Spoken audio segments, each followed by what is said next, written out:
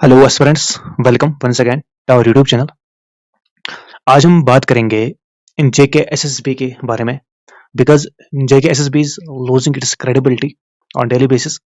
आज हम बात करेंगे जो कि बच्चों में कंफ्यूजन है जेके पी एस आई के बारे में। आज हम बात करेंगे कोर्ट की जो डायरेक्शंस थी regarding the JK P S I. आज हम बात करेंगे कि जो एग्जामिनेशन कैलेंडर है वो सच में एक एग्जामिनेशन कैलेंडर है, क्या वो एग्जाम होने जा रहे हैं टाइम पे या नहीं। इसके बारे में हम कुछ लॉजिकल फैक्टर्स जानेंगे, कुछ जेन्युइन बातें करेंगे यहाँ पे। देखो, सबसे पहले जो जेके पी एस आई का एग्जाम जो है वो जेके एसएसबी ने कंडक्ट कराया है। वो कंडक्ट कंक्लूड हो चुका है सक्सेसफुली। चाहे उसमें मतलब स्कैम हुआ या नहीं हुआ वो सेकेंडरी क्वेश्चन है, लेकिन अभी हमारे सामने क्या है कि एग्जाम कंप्लीट हो गया, ठीक है ना। लेकिन वो मेरे ख्याल से वो एक जेके एसएसबी की एक फॉर्मेलिटी है। उन्हें टेंडर दिए थे, उन्होंने पैसे खराब करने थे, उन्हें हमारा टाइम, बच्चों का टाइम उनको खराब करना था, वो उन्होंने किया। क्योंकि एग्जाम के 2 दिन के बाद 8 दिसंबर को जब कोर्ट की डायरेक्शन आती है, जब कोर्ट का एक ऑर्डर आता है कि जेके पी एस आई हो या आपका जेई का एग्जाम हो, वो दोनों कैंसिल किए गए हैं। इनको कोर्ट के द्वारा क्या किया गया है? कैंसिल। अब यहाँ पे बात यह है, जब कोर्ट का ये डिसीजन आया, एपटेक कंपनी का, एपटेक प्लस जेके एसएसबी, ये दोनों कोर्ट में, इनका मतलब लायर था वहां पे, इनके भी बंदे कोर्ट में थे। जब इनका लायर उस टाइम पे एपटेक को सही नहीं साबित कर पाया, उस टाइम पे जो एपटेक और जेके एसएसबी ये खुद को सही साबित नहीं कर पाए, दैट इज वाई ये केस हार गए। तो फिर क्या हुआ कि गवर्नमेंट का प्रेशर, जो हमारी जेएंड की गवर्नमेंट है, उनने थोड़ा प्रेशराइज किया। एंड प्रेशराइज किया मतलब उनने साथ दिया जेके एसएसबी का एंड एपटेक का। और जेके एसएसबी को वन टाइम रिजर्वेशन मिली।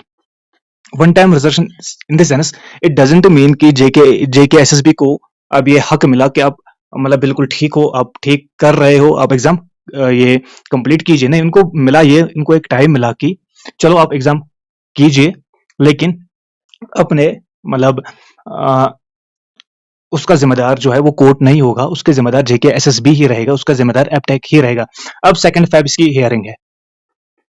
2 फेब को जो जेके एसएसबी और एपटेक है, 2 फेब को इनको प्रूव करना है कि ये सही है, ये स्कैम नहीं कर रहे, ये फ्रॉड नहीं। सबसे बड़ी बात जो है ये है, जेके एसएसबी को जवाब देना है कि जो वो क्लास उन्होंने चेंज करा था एपटेक के फेवर में, उसका एक्सप्लेनेशन देनी है। जब उसकी एक्सप्लेनेशन इनको 8 दिसंबर, मतलब उनके पास कोई एक्सप्लेनेशन नहीं थी, जब 8 दिसंबर ये हार गए, जब 8 दिसंबर इनके पास कोई एविडेंस नहीं था खुद को सही प्रूव करने के लिए, तो 2 फेब इनके पास एविडेंस कहां से आएंगे? अभी 8 दिसंबर से लेकर 2 फेब तक ऑलमोस्ट 2 मंथ है। 2 मंथ में ऐसा ये क्या करेंगे कि एपटेक के सारे केसेस को मिटाएंगे बाकी स्टेटस से? ऐसा तो नहीं हो सकता है। या ये बोलेंगे कि हमने क्लास चेंज किया ही नहीं, वो तो सबके सामने कि क्लास भी चेंज किया, तो सबके सामने है कि जो ये है, क्या बोलते हैं इसको, एपटेक, ये 6-7 स्टेटों में ऑलरेडी ब्लैक लिस्टेड है। अभी 2 महीनों में इसको ब्लैक लिस्ट नहीं हटा सकते हैं ना 6 स्टेटों में। तो केस जो है, जो 8 दिसंबर कोर्ट की डिसीजन है, आप 100% मानो। कोर्ट ने जो 8 दिसंबर डिसीजन दी है वो किसी बेसिस पे दी होगी ना, कोई एविडेंस, कोई मटेरियल उनके पास मतलब प्रोवाइड किया गया है पेटिशनर्स की तरफ से, जो हमारे अंकल भाई है और जो बाकी कलीग्स है, उनकी तरफ से कोई मटेरियल पेश किया गया जिसको मद्देनजर रखते हुए कोर्ट इस डिसीजन पे आया था कि एग्जाम को कैंसिल करना है। वही मटेरियल 2 फेब को भी अवेलेबल होगा। मेरे ख्याल से जेके एसएसबी और एपटेक के पास ऐसा कोई एविडेंस नहीं होगा, ऐसा कोई मटेरियल नहीं होगा जिससे वो मतलब सही साबित हो जाएंगे। तो मेरे ख्याल से जो 8 दिसंबर को डिसीजन आया था कोर्ट की तरफ से, 2 फेब को भी वही डिसीजन आएगा। इसके 99.5% चांसेस है। हाँ, 99.5% चांसेस क्यों है? मैंने 0.05% क्यों नहीं रखा है? क्योंकि अगर कोर्ट यहाँ पे इंडिपेंडेंट रहा, अगर इंडिपेंडेंट अगर कोर्ट ने इंडिपेंडेंसी दिखाई, ठीक है ना, तो दैट मीन्स जो 8 दिसंबर को डिसीजन आया था वही रिपीट होगा 2 फेब को भी। मिला क्या? मिला ये कि हमारा टाइम वेस्ट हुआ, ठीक है ना। अब 2 फेब को क्या होगा? 2 फेब एपटेक, आप लिख के ले लो, छोड़िए, मैंने जेकेपीएसआई एग्जाम को कैंसिल होने की चांसेस मैंने 99% बताया।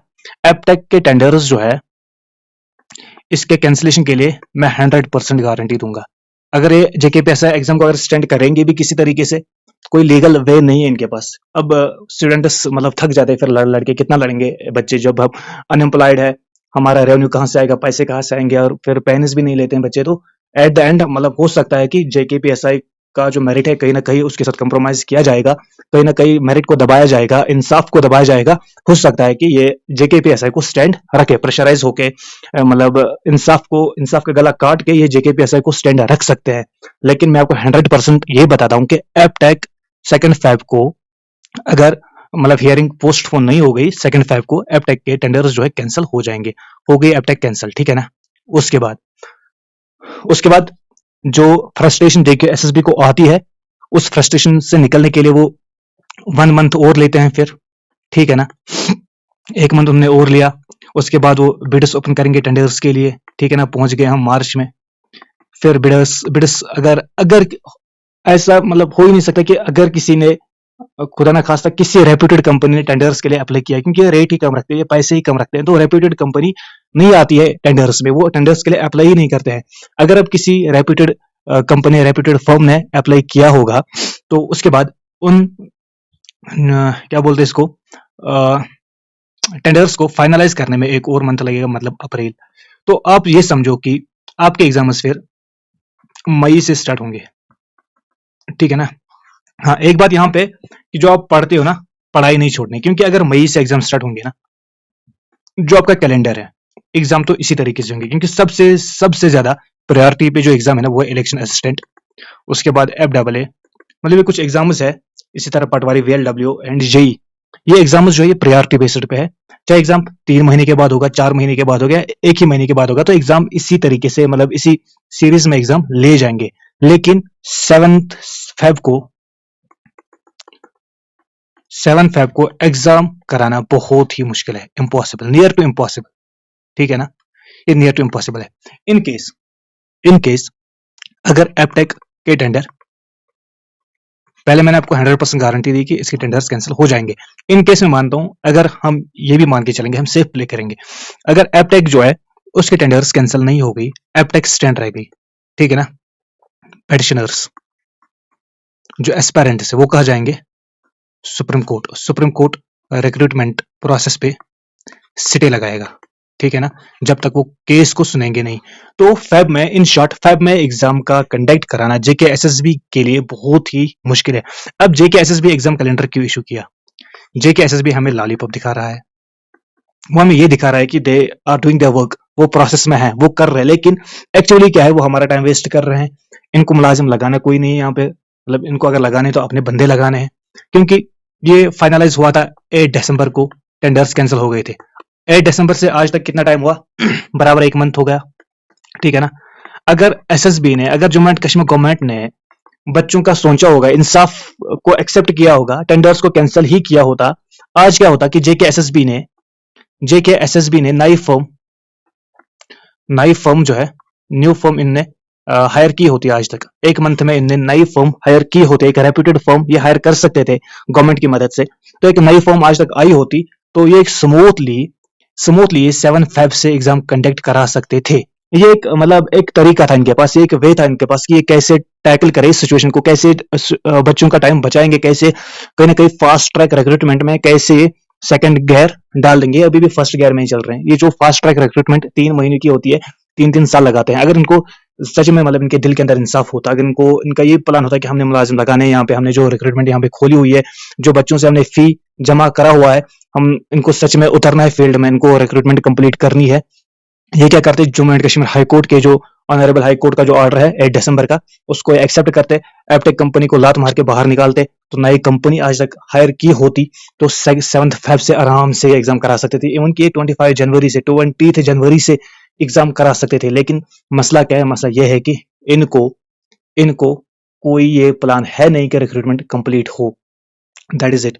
तो सो प्रिपरेशन कॉप साइड में तैयार, मतलब अब कंसिस्टेंटली ऑफ कंसिस्टेंसी के साथ पढ़ाई को ये कंटिन्यू रखिए, लेकिन इंसाफ को मरने मत दीजिए। इंसाफ के साथ भी खड़ा हो जाइए, करप्शन के साथ लड़िए। करप्शन के साथ हमारे लिए जो एम्प्लॉयड है, इन शॉर्ट जो एम्प्लॉयड है बंदे, जिनका अपना बिजनेस है, जो कहीं ना कहीं कुछ कर रहे हैं, उनकी कोई मजबूरी नहीं है इंसान ये करप्शन के साथ लड़ना। करप्शन के साथ किनको लड़ना है? जिनके साथ नाइंसाफी होती है, मतलब जो अनएम्प्लॉयड यूथ है, जो एस्पायरेंट है, जिन्होंने अप्लाई किया हुआ है, हम ऑब्वियसली हमने ही फाइट करना है करप्शन के साथ। हाँ, ये टाइम लेगा, तो इसमें हम कुछ कर ही नहीं सकते, टाइम देना